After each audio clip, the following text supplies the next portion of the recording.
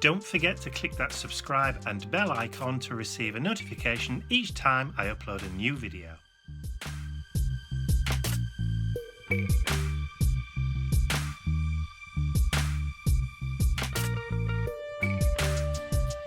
So, I know we've had a few questions about the type of printer that we use, especially the inkjet printer, which is my Epson one, but this is the Xerox colour laser that we use. But unfortunately,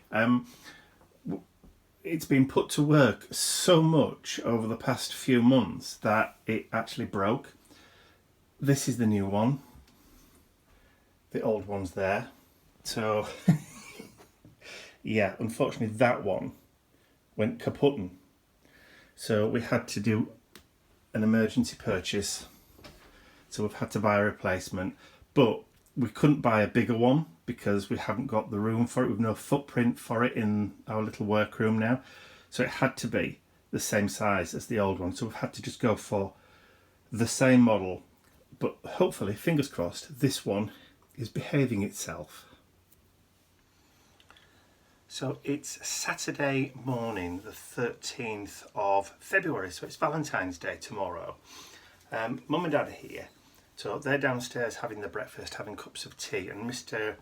Bentley's out taking Ian for a walk. So I just thought I'd just grab 5 minutes to come upstairs to create Ian a Valentine's card. So I wanted to create him one using my new Gentleman's Club images. And do it digitally, so I was going to create the first kind of like image for the screen or for the front of the card on the computer and just print it out and stick it onto a card blank. So that's what I've done. But I realised that I didn't have the right kind of background, so I've had to search through the archives on my computer to try and find the right kind of background for it. And I have done. I found a really nice floral background, but it had blue or floral with roses and that kind of stuff on it. But it had a blue background, which was perfect. So that's what I've done. I've teamed that up with the Holmes and Watson image, which we've now called them Holmes and Watson, on that floral background to create a little Valentine's card. So that's what I've done. And it's also just a little bit, just a tiny, tiny little bit steampunky too. So I hope he likes it. Well, happy Saturday to everyone. I've got to be quiet. Shh. Mum and Dad are next door with Mike watching the TV, and it's the Saturday before Valentine's Day, so I've just been upstairs pootling and made Mike a Valentine's card. Well, I say a card, it's more of a Valentine's thing. Sounds a bit cryptic, but I'll show you. Give me a second and I'll just turn the camera around. It's from Bentley as well, of course. Well, this is what I've made. It's sort of a Valentine's heart on a stand. I've used some William Morris background paper, there, and there's some little tuck-in little bits of advertisement, and then there's a cabinet card of Mike and Mr. Bentley. There's also a little ticket tucked in there from a railway from many years ago, a sheet of an old dictionary, and an oversized stamp. Now, the stamp wasn't supposed to be oversized, but when I was making it, I didn't think, oh, stamps are only like 1 inch high. I'd sort of guessed it. That's why it's a bit of a wowie big stamp. And then, of course, there's the Caledonian Railway ticket, carriage paid, 1 shilling, and Happy Valentine's Day on there. I actually found the stand in the crowd. Oh, Bentley's here. Hello, Bentley. No, he's sulking. Just can't sit on Nana's knee. It's on a stand as well, and I've painted the back red. I say it's a semi-heart, it's a flat bottomed heart, or in fact, it's a bottom heart. But yeah, that's what I've made him. I didn't want just to make a card. I thought it'd be a little bit more exciting if I made an item. So that is my item for Valentine's Day. Hope you enjoyed it. Right, here goes nothing. Well, that's the heaviest I've ever been in my life. So time to do something about that then. Happy Valentine's Day, everyone. Mike? Happy Valentine's. Thought I might make some biscuits today, some Valentine themed biscuits. I'm not going for heart shapes, that's a bit what is it? Cliche, that's the word I'm looking for. So I've made these. They're very pink. I put a little bit too much food colouring in, but they've got pale pink buttercream on top, but they are golden syrup and pecan biscuits. Pink pecan biscuits. Very pink pecan biscuits. And we'll let you know how they taste later.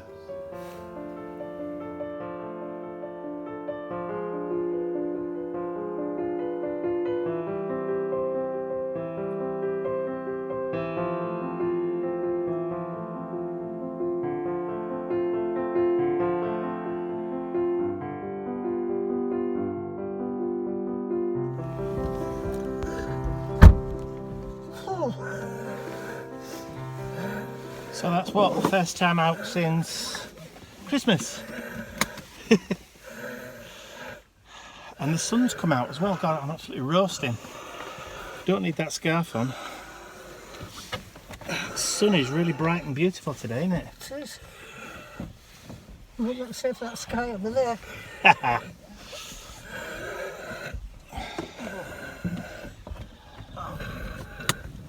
Hey, Win. Right, start the engine.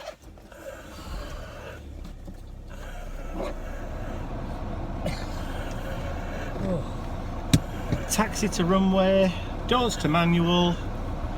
Please ensure all trays are in their upright position.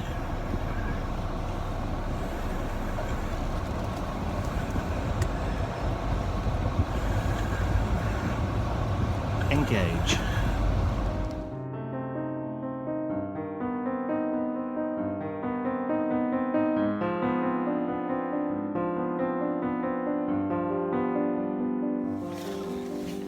It's Monday morning, well, Monday lunchtime now, at 15th, and I've just dropped Mum and Dad back home after a lovely Valentine's weekend. They've had a lovely time. So we've just done a little bit of shopping, grocery shopping, and then just dropped them back off, got them all settled, sorting the lunches out. So now it's time for me to go home and get my lunch. So, just waving at them through the window. So on the way home, Dad wanted to stop off at there's a local store here that's like a cash and carry wholesalers, and they sell lots of garden equipment and garden tools. They stock lots of decorative items for the garden, ornaments, decorative gravels and slate chippings and paving stones and that kind of thing. So while Dad was getting what he wanted, I had a quick look because I wanted or have wanted for a while a decent sized bird feeder, a wild bird feeder. So while I was in there, I managed to pick one up, and with it being a wholesaler's, I got it for quite a decent price. For those in the UK, if you're interested, I got change from £5. But I got a 1.8 kilo bag of bird nuts, wild bird nuts. Well, that cost me £7.50. But it's a small price to pay to feed the birds. It's no longer twopence a bag. Cue Mary Poppins.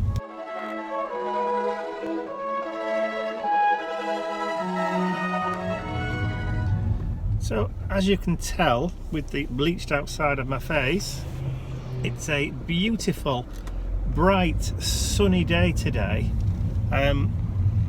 Gorgeous blue skies, hardly a cloud anywhere.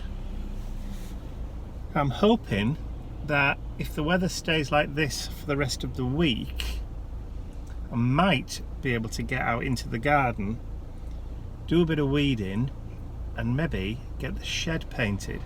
We bought the paint or the stain for the shed just after it arrived, but the weather kind of turned and we never really got a chance to get out there and do it. So I'm hoping this week might be able to get out there and do it. So fingers crossed.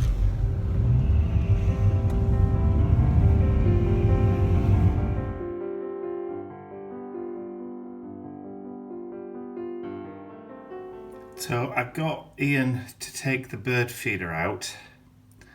Well, I filled it up with the nuts and took it out, but as yet the birds have yet to find it.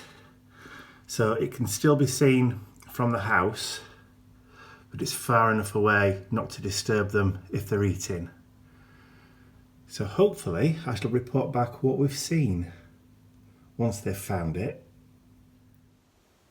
So as of yet, no birds have gone to the bird feeder, but I'm still living in hope.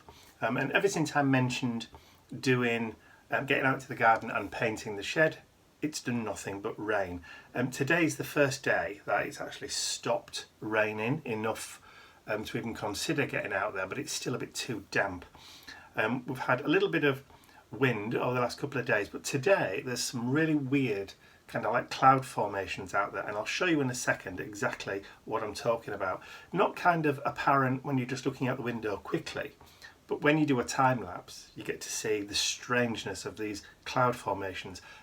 They're moving in two different directions, which is a bit spooky.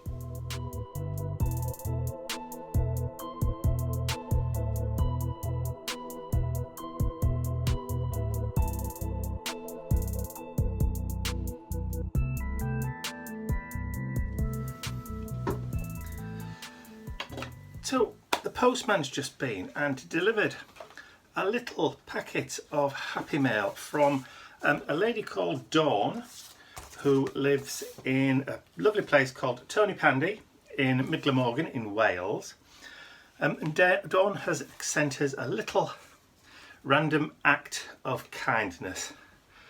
Lovely little card inside, and it says, "Hi both, Ian may like the inspiration and you may like a good read, Dawn." Fantastic, lovely little postcard. Nice little, is it about 3 inches? It is about 3 inches, so a little thrinchy that she's included in there. So, and what we've got are some photographs from, obviously from an old book, Apparatus of Pioneers in the Science of Physics. Look at that, some really cool kind of imagery on there. A little museum of invention. So there's a couple of sheets of those. That one says The Wizardry and Magic of the Vacuum Tube. Love it. Absolutely love it. I mean, look at those at the back there, at the bottom. They definitely look like something out of a science fiction film, don't they? And that does there. That looks like something, piece of apparatus that you'd see in Frankenstein's laboratory. Absolutely fantastic. Cool, or what? So there's those, but she'd also included in the package a couple of pages from an old newspaper. Now, I apologise to our American viewers because this probably won't mean that much to them, but the date on this is September the 4th, 1939. So for us here in the UK, this was the day after we declared war on Nazi Germany. So I know at this point in the Second World War, America was neutral. Obviously their involvement didn't really come until after Pearl Harbor, but for us, September the 4th, 1939 was the day after. It was 11 o'clock on the 3rd of September. That was the deadline for Germany to agree to pull out of Poland, but obviously they didn't, so we went to war. So, and there are about, let's have a look, 1, 2, I think there's just 2 foolscap sheets from the newspaper of those days, but it includes some fantastic adverts as well from 1939.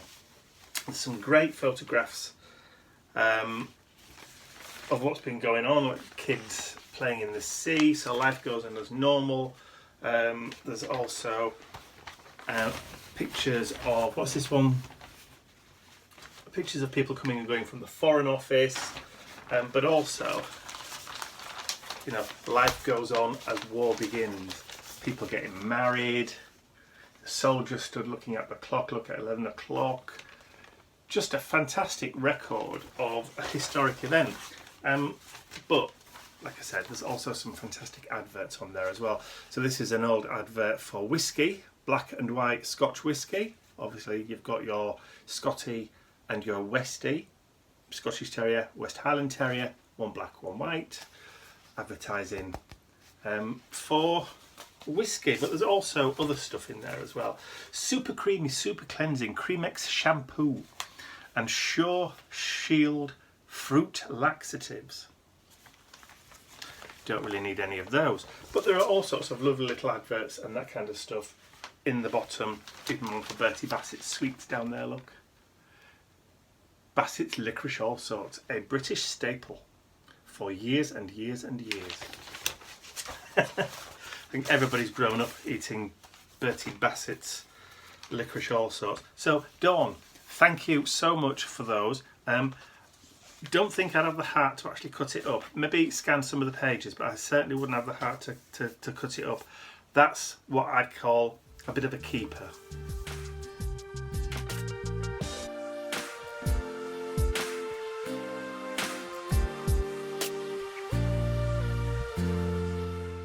I'd like to say a huge thank you to all of my angels, because without you, these videos would not be possible. Thank you.